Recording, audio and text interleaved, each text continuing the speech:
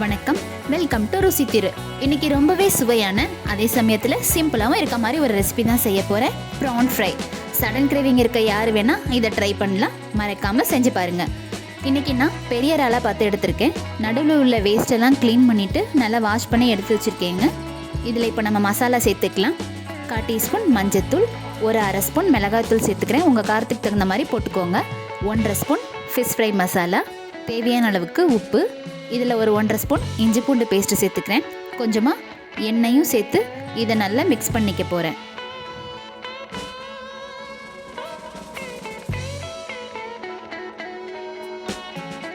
இப்போ மசாலா நல்லா கலந்துட்டேன்.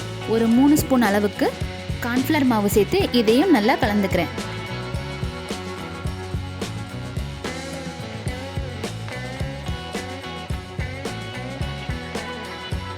இப்போ நல்லா மிக்ஸ் பண்ணியாச்சு. ஃபைனலாக இதில் ஒரு 2 கொத்து கருவேப்பிலையும் போட்டு ஒரு 10 to 15 மினிட்ஸுக்கு நான் ஊற விட்டுற போகிறேங்க. இப்போ ரெஸ்ட்டு கொடுத்ததுக்கப்புறமா இதை நம்ம ஃப்ரை பண்ணிக்கலாம். நான் தேங்காய் எண்ணெயை நல்லா ஹீட் பண்ணி வச்சுருக்கேன். இந்த ரெசிபி நம்ம தேங்காய் எண்ணெயில் செஞ்சோம்னா ரொம்ப டேஸ்ட்டாக இருக்கும். அதே நேரத்தில் ரொம்ப வாசமாகவும் இருக்கும். இப்போ எல்லா ப்ரானையும் நான் இந்த மாதிரி ஆயிலில் போட்டு ஃப்ரை பண்ணிக்கிறேன். அடுப்பை மீடியம் ஃப்ளேம்லேயே வச்சு பண்ணுங்கள். ஹையில் வச்சுட்டோம்னா உள்ளே வேகாது, வெளியே மட்டும் கொஞ்சம் கரிஞ்சிடும்.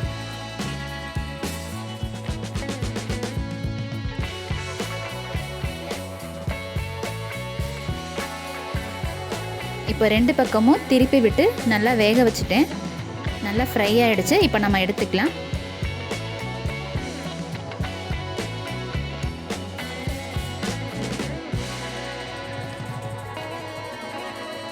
அவ்வளோதாங்க, ப்ரான் ஃப்ரை ரெடி ஆகிடுச்சு. இதில் வெங்காயமும் லெமனும் புளிஞ்சு விட்டு சாப்பிட்டு பாருங்கள். டேஸ்ட்டு வேறு லெவலில் இருக்கும்.